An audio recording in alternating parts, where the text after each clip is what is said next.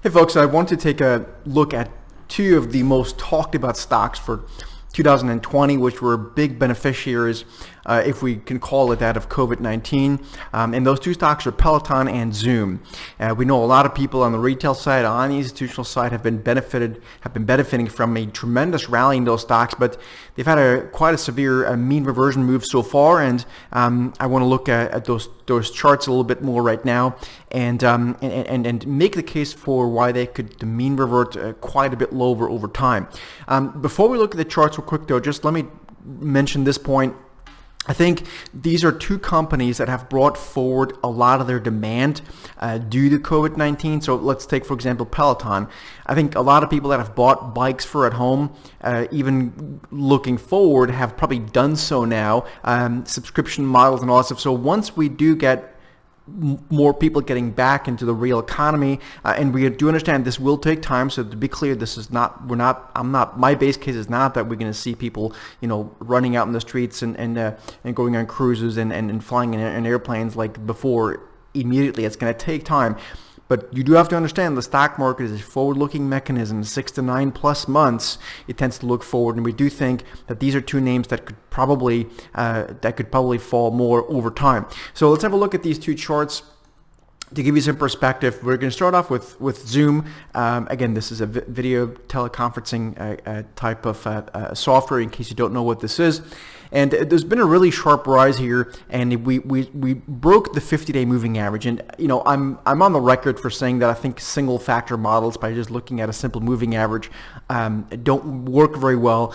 But when you had a big move like this, mean reversion tends to be very sharp. So you can see that it took several months for Zoom to rally to its October highs, and only a couple of weeks to really mean revert back to the downside. So staircase up and they go out the window in the downside. That's typically how it works. So when you have a break like this, and we do think you're going to see some backing and filling here. Maybe we rally significantly, maybe 10-15%, which for a stock like this is not a big deal.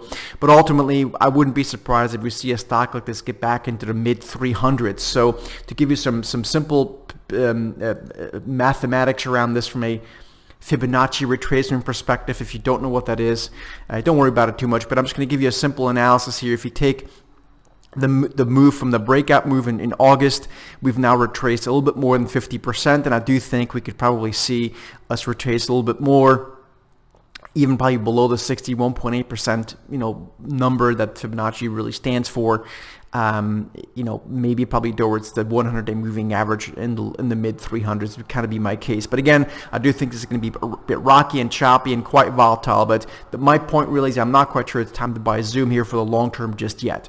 If you move over to Peloton, you see a very similar picture. You can see it broke the 50-day moving average. That's your yellow line. Peloton actually has an even cleaner chart in the sense that it made I think an important lower high right after earnings last week. And if you do the same analysis here using this Fibonacci stuff from the August breakout, what you can see is the same exact story. We more or less have already retraced to 61.8%. We overshot a little bit on Zoom. We didn't quite get there. But again, if you want to get to the 100-day moving average, you can probably see a stock somewhere in the mid 80s. That's kind of where I think it might find better support over time. Again, this is a fluid situation, and by no means am I looking to be able to pick the exact levels here from on a dollar to dollar, penny to penny levels. But I think in the bigger sense, if you think about it, the more the economy reopens, the more people rotate back into value-oriented real economy stocks. And again, this is going to be a process, right?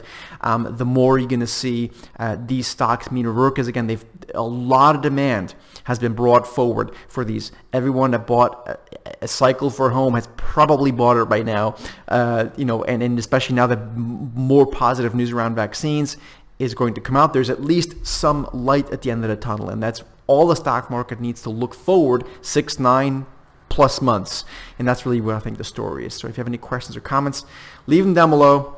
Have a great day, and we'll see you soon.